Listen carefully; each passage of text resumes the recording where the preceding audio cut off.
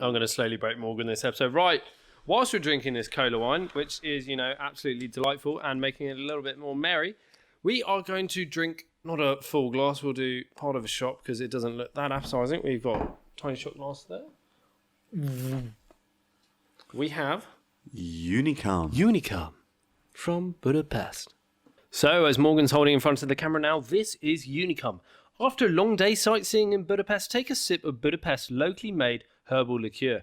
Unicum is basically Hungary's version of Jägermeister, and it's said to cure many things. The potent concoction has been made here for over a century, according to a secret formula of more than 40 herbs and aged in oak casks. Visit the Unicum factory. Unicum's a unique liquor whose recipe is closely guarded by family secret. The herbal concoction is supposed to be a great digestive with some health properties. And what's interesting about this Hungarian liqueur is its unique history and its story intertwined with the Zak family.